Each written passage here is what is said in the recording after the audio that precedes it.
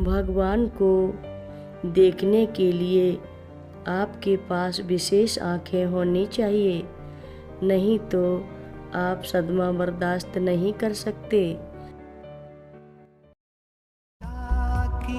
सलिल चंदन चर्चिताय नंदीश्वर प्रमथनाथ महेश्वराय मंदार पुष्प बहु पुष्प सुपूजिताय तस्मै मकाराय नमः शिवाय। रक्षा सूत्र चैनल पर सभी भक्तों का स्वागत है।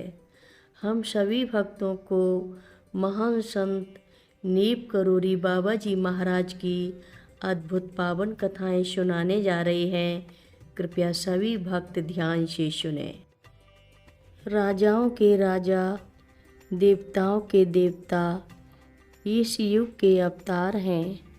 उनका भ्रामक रूप से साधारण शारीरिक रूप भी उन साधन में से एक है जिनका उपयोग वह अपनी दिव्यता को छिपाने के लिए करते हैं। मेरा मतलब है, सामान्य मनुष्य के लिए वह एक पसीने से तर हैं।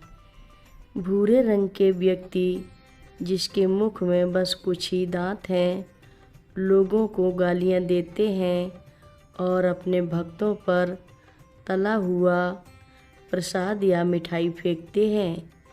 उन्हें देवताओं के भगवान के रूप में संदर्भित करना बेतुफा लगता है, लेकिन जो लोग उन्हें महसूस करते हैं, उनकी अप्राकृतिक शक्ति और अनुग्रह की अप्राकृतिक आवृत्ति का अनुभव करते हैं, उनकी पूजा करना सामान्य है।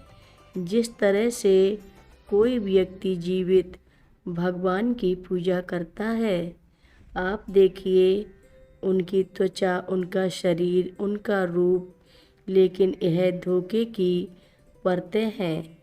यह छुपाने के लिए कि वह वास्तव में कौन है, लेकिन फिर सब कुछ उनके नियंत्रण में है। यदि वे चाहते तो अपने रूप को किसी भी सजीव व निर्जीव वस्तु में बदल सकते थे। कृष्ण या राम या हनुमान जी की तरह दिखने के लिए, जैसा कि सभी पुस्तकों में दिखाया गया है, लेकिन वे सामान्य दिखने वाले नीप करोरी बाबा जी स्थूल शरीर के साथ बनाए रखते थे और उनके अवतार के माध्यम से मानवता का पूरा पैकेज है।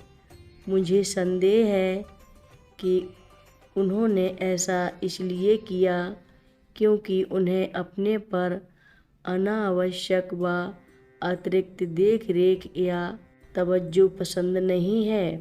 अगर कोई उन्हें देखना चाहता है और उन्हें अपने ध्यान के योग्य समझता है, उनसे प्यार करता है, तो वह आकार से परे हैं। बाकी के लिए वह जो सिर्फ फैशन शो के लिए इसमें है या जो अपने अस्तित्व के बारे में जागरूक होने के लिए तैयार नहीं है, वह शायद खुद को प्रकट करने के लिए परेशान नहीं है। अब जबकि उन्होंने अपने भौतिक शरीर को छोड़ दिया है, यह भी उनकी एक दिव्य लीला है जिसे आम जनमानस समझने में असमर्थ हैं। उनकी सच्चाई जानने का अर्थ है जीवित आत्मा को पहचानना, भले ही वह अपनी तस्वीरों और किसी भी माध्यम से जीवित हों जिसमें वह जीवित हो सकते हैं। व्यक्ति को वास्तव में ध्यान केंद्रित करना चाहिए और अपने आप को और अपनी आध्यात्मिक इंद्रियों को स्पष्ट रूप से दिव्य आत्मा की पहचान को महसूस करना चाहिए, जो कि निराकार महाराज जी हैं। कई बार उन्हें पकड़ना वास्तव में कठिन होता है, क्योंकि यह बहुत सूक्ष्म होता है और एक आत्मा के रूप में उनका चंचल, लगभग शरारती स्वभाव इसे पकड़ना और भी कठिन बना देता है। लेकिन जिसे आप एक बार पकड़ लेते हैं, आप उन्हें हर बार और हर बार पकड़ सकते हैं। लेकिन मज़ेदार बात यह है कि आप नहीं जानते कि आपने उन्हें पकड़ा है या उन्होंने आपको पकड़ा है। जब मैं कैंची धाम में कई लोगों से मिला जो जीवन बदलने वाले अनुभव की उम्मीद के साथ मंदिर आते हैं, जो उन्हें स्टीव जॉब्स या कई अलग अलग इरादों और उद्देश्यों की तरह अरबपति बना सकते हैं, उनमें से कुछ महाराज जी के दर्शन प्राप्त करते हैं और वे उस पुण्य स्थान की सुंदरता को स्पष्ट रूप से देख सकते हैं जहाँ पूज्य सिद्धि माँ की समाधि है।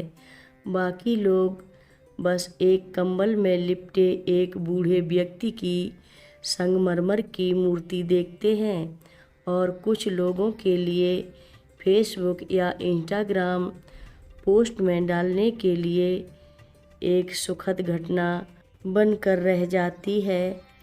इस चयनात्मक अदृश्यता के पीछे के कारणों को सिर्फ और सिर्फ महाराज जी ही जानते हैं। भगवान को देखने के लिए आपके पास विशेष आँखें होनी चाहिए, नहीं तो आप सदमा बर्दाश्त नहीं कर सकते। कथा लंबी है, आगे की कथा सभी भक्तों को अगले भाग में सुनाएंगे। हर रोज़ महाराज जी की कथाएं सुनने के लिए रक्षा सूत्र चैनल को अवश्य सब्सक्राइब करें, शेयर करें और लाइक करें। घंटी बजाना ना भूलें। कमेंट बॉक्स में लिख भेजें, जय नीव करोरी बाबा जी महाराज।